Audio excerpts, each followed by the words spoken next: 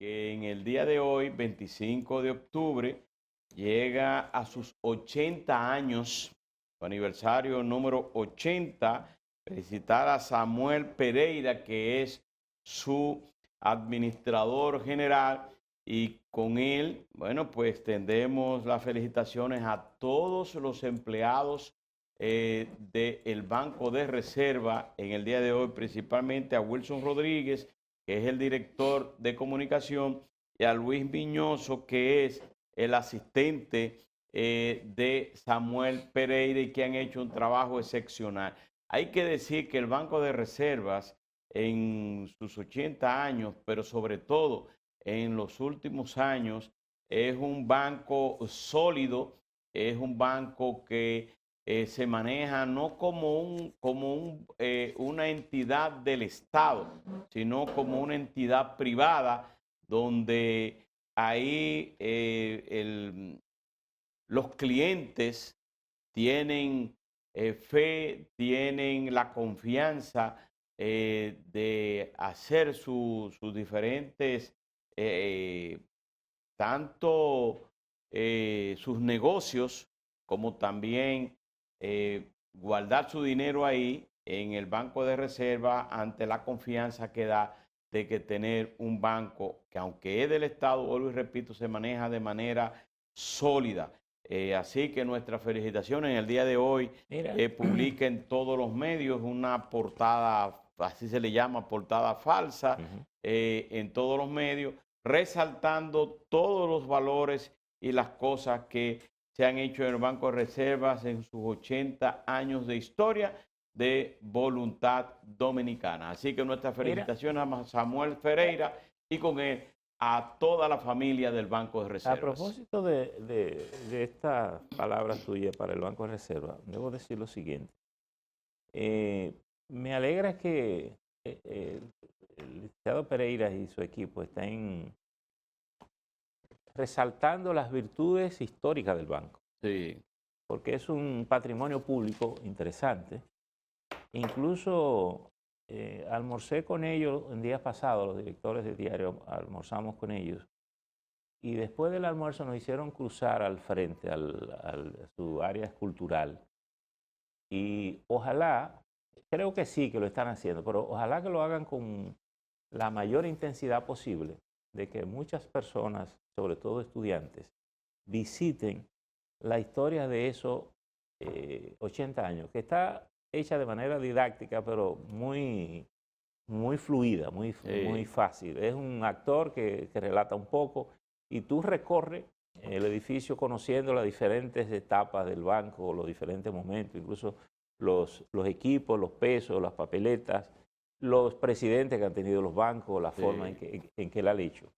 Porque yo creo que al final el patrimonio de un país son sus instituciones, más allá de las personas, o las personas morimos, ¿verdad? Y muchos de los administradores que el banco ha tenido, como tú lo ves ahí, y han fallecido sí, ya. Y por eso creo que es muy valeroso que ellos estén, más que su propia gestión, estén resaltando el valor patrimonial que tiene ese banco durante 80 años. Lo que nos dice a nosotros también es que desde el Estado, si se quiere, las cosas se pueden hacer bien. Ese es el principal banco del país. Ha mejorado mucho, incluso en la parte tecnológica, que es un asunto que ya hay que invertir mucho hoy, sí, porque hoy ese es el tiempo moderno. Creo que hay que seguir profundizando. Yo soy cliente de ese banco desde que estaba chiquito, como dicen. Siempre he trabajado con ellos, y trabajo con otros bancos, pero siempre he tenido un pie puesto en el Banco de Reservas. Y a veces hago algunas críticas porque sé que es un buen banco que tiene que seguir mejorando. Hay que seguir invirtiendo en tecnología y ellos también están en eso. Ya han abierto la primera sucursal virtual a propósito de la sí. pandemia. Hay la intención de extender el brazo del banco hacia afuera. Se ha hablado ya de establecerlo en los Estados Unidos. Hay que pensar que este banco en algún momento puede estar en Haití.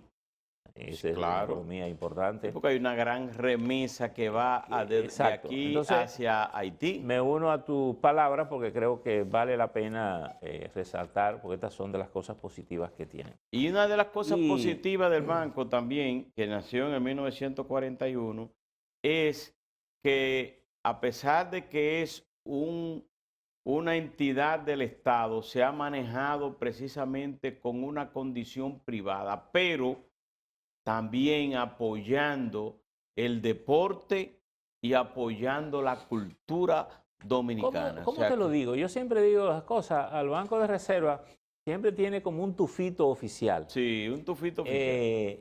Porque es natural. Las instituciones públicas, la gente tiende a hacer eso. Y yo creo que el éxito de la gerencia es ir eliminando ese olor, esa actitud de que el empleado, porque al final es el capital humano el que impulsa las instituciones, que ese personal humano siempre trate de ser lo más eficiente posible, lo más eficaz posible.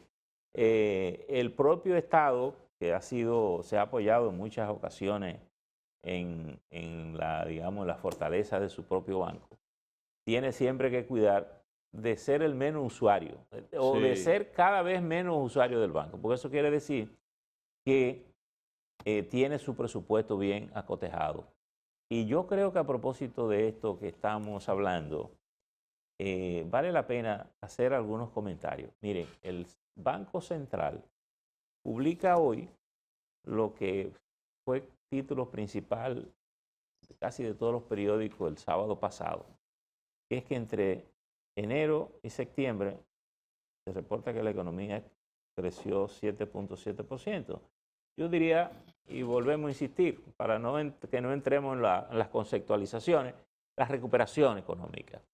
Y la economía que va en proceso de recuperación, pues yo pienso que es un signo muy positivo.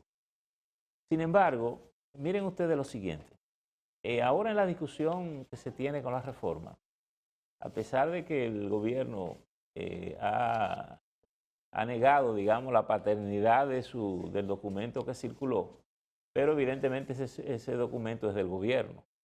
Y por tanto hay que tomarse en serio las cosas que se dicen ahí. Por ejemplo, y algunos de los periódicos hemos estado editorializando, sobre todo, yo diría, en el propósito de que se eviten algunas cosas.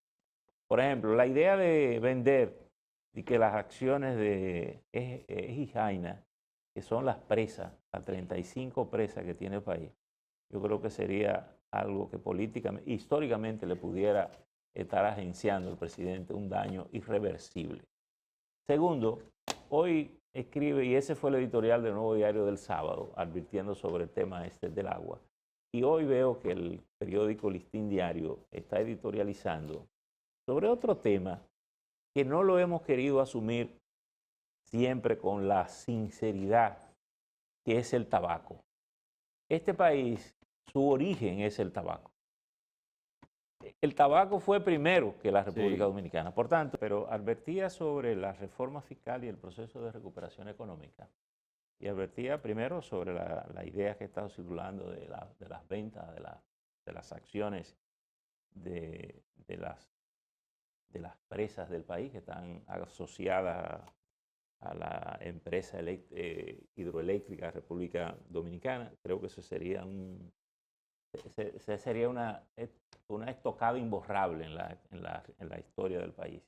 Y la segunda cosa que quería unir... Pero en relación a eso, hay que decir, en EGEIT... Dijo el director que no se está Sí, hablando Rafael Salazar. pero a nivel de presupuesto se está hablando Y de eso. parece que el sector que tiene que ver con... que está preparando la reforma y ven quizá un dinero líquido rápido con relación a eso. Siempre alguien Pero está eso no han convencido al presidente Luis Abinader de que eso es factible. Bueno. Porque es una empresa sólida, tiene más de 1.000 millones de pesos, es la que garantiza, ¿verdad?, el agua precisamente a través de las presas y la agricultura.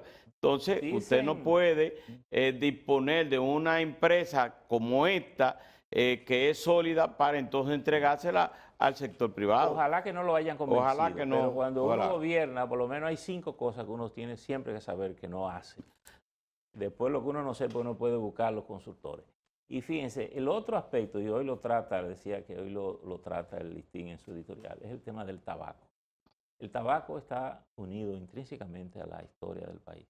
Es uno de los renglones más importantes de la exportación y pudiéramos vivir con el dilema de si fuyamos o no. Pero lo que se está planteando es un impuesto casi un 600%. Eso es quebrar ese renglón de la economía. Entonces, tú dices, bueno, posiblemente habemos mucha gente que no fumamos, pero no podemos ignorar el valor, la cultura de un país, de la humanidad, de aspectos como ese, el ron, el cigarro. Oye, la única cosa que une a todas las culturas en todos los momentos históricos es el alcohol.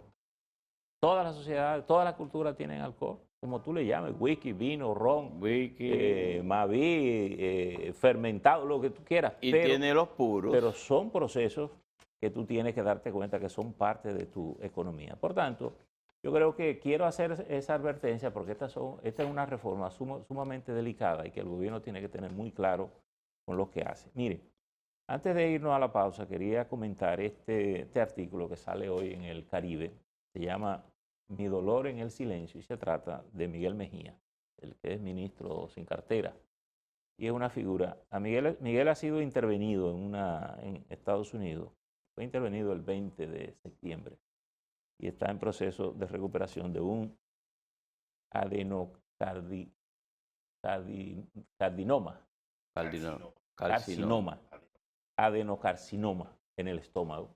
De manera que vamos a desearle que se recupere bien, tranquilo y que se recupere su salud.